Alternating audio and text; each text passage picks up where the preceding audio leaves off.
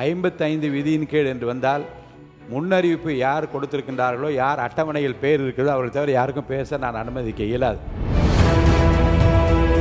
தீர்மானத்தின் நலன் கருதி கருத்துக்கள் சொல்ல எழுதி கொடுங்க. மாண்பு அமைச்சர்களுடைய கவனத்துக்கு இந்த கவனித்தினதை நான் கலந்து கொள்ள இயலாவிட்டாலும் என்னுடைய கருத்துக்களை நீங்கள் செய்து அரசு செய்தால் நன்றாக இருக்கும் என்று கருத்தை எழுதி கொடுக்கலாம். அதே பதவியை கூட நீங்கள் மாண்பு அமைச்சரிடம் அந்த உரிமையை பெற்றுக்கொள்ளலாம்.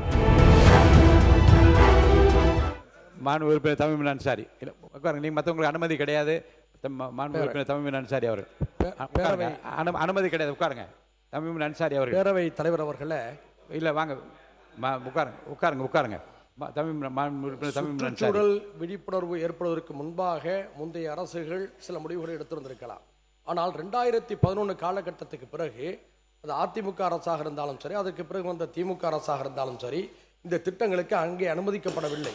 குறிப்பாக 2021க்கு பிறகு அன்றைய திராவிட மாடல் அரசில் தளபதி முத்துவேல் கருணாநிதி ஸ்டாலின் அவர்கள் முதலமைச்சராக இருந்தபோது ONGC நிறுவனம் கேட்ட பிறகு சுற்றுச்சூழல் ஆர்வலர்கள் பொதுமக்களுடைய வேண்டுகோளை ஏற்று அந்த அரசு அதை நிராகரித்திருக்கிறது. எனவே இது எந்த அரசு செய்தது, எந்த அரசு செய்யவில்லை என்ற அரசியல்வாதத்துக்குள் செல்லாமல் மண்ணை பாதுகாக்க வேண்டும். இந்த மண் மலடாகிவிடக்கூடாது.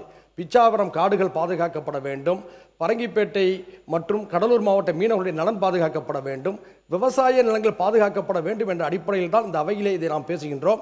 அந்த அடிப்படையில் பாதுகாக்கப்பட்ட காவிரி பாதுகாப்பு வேளாண் மண்டலத்துக்கு உட்பட்ட பகுதியாக இருந்தாலும் சரி, அதை சுற்றியுள்ள பகுதியாக இருந்தாலும் சரி, இந்த திட்டங்களுக்கு எந்த விதத்திலும் அனுமதிக்க கொடுக்க வேண்டாம் என உறுதியாக இருக்குமாறு மீண்டும் கேட்டு அமர்கிறேன். நன்றி.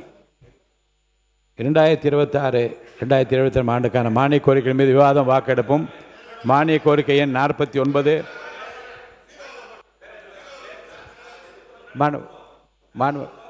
உட்காருங்க.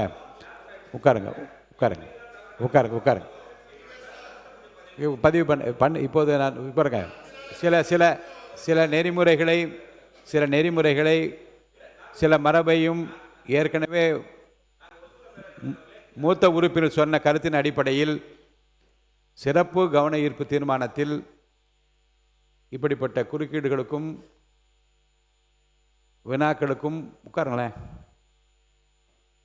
பதில் அளிப்பதற்கு நான் அனுமதி அளிப்பேன். 55 விதியின் கீழ் என்று வந்தால் முன்னறிவிப்பு யார் கொடுத்திருக்கின்றார்களோ, யார் அட்டவணையில் பேர் இருக்கிறதோ அவர்கள் தவிர யாருக்கும் பேச நான் அனுமதிக்க இயலாது. உண்மையிலேயே தீர்மானத்தின் மீது உங்களுக்கு அக்கறையும் தீர்மானத்தின் நலன் கருதி கருத்துக்கள் சொல்ல எழுதி கொடுங்க. மாண்பு அமைச்சர்களுடைய கவனத்துக்கு இந்த கவனித்தினதை நான் கலந்து கொள்ள இயலாவிட்டாலும் என்னுடைய கருத்துக்களை நீங்கள் செய்து அரசு செய்தால் நன்றாக இருக்கும் என்று கருத்தை எழுதி கொடுக்கலாம். அதே பதவியை கூட நீங்கள் மாண்பு அமைச்சரிடம் அந்த உரிமையை பெற்றுக்கொள்ளலாம். இப்போது இந்த விதியைத்தான் இந்த கூட்டத்தொடர் முழுவதும் மட்டுமல்ல வருங்காலம் பின்பற்ற நான் விரும்புகிறேன். மாண்பு உறுப்பினர் ஒத்துழைக்குமாறு அன்போடு கேட்டுக்கொள்கிறேன். மாண்பு உறுப்பினர் சரி போதும். அஜெண்டா போயிட்டு 0 ஹவர் முடிஞ்சு அஜெண்டாவில் வந்துட்டேன். 0 ஹவர்லாம் முடிஞ்சு அஜெண்டாவுக்கு வந்தாச்சு. 2026-2027 ஆண்டுக்கான மானிய கோரிக்கைகள் மீது விவாதம் வாக்கெடுப்பும். மானிய கோரிக்கை 49 இளைஞர் நலன் மற்றும் விளையாட்டு மேம்பாட்டுத்துறை மாண்புமிகு பொதுப்பணி மற்றும் விளையாட்டு மேம்பாட்டுத்துறை அமைச்சர் அவர்கள் வெட்டு தீர்மானங்கள் மொழிதல். உட்காருங்க. 0 ஹவர் முடிஞ்சு போச்சுங்க. 0 ஹவர் முடிந்து அட்டவணைப்படி நான் எடுத்துட்டேன். உட்காருங்க. இப்போ இல்லை, இதில் பாயிண்ட் ஆஃப் ஆர்டருக்கு இடம் இல்லை. உட்காருங்க, தயவுசெய்து உட்காருங்க. இப்போ உட்காருங்க.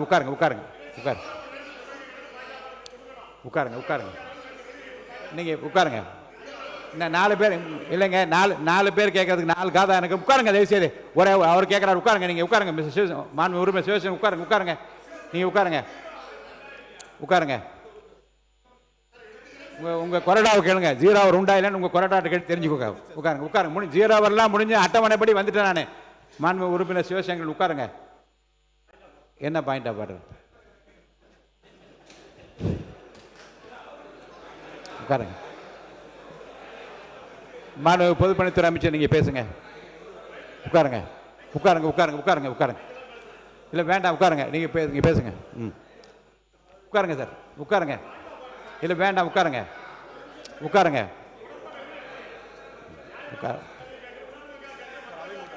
அவை முன்னவர். பேரவைத் தலைவர் அவர்களே, மானிய கோரிக்கை துவங்குகிற நேரத்தில் மாண்பு ஆஸ்டின் அவர்கள் இது போன்ற கேள்வி கேட்பது நியாயமாக இருக்காது.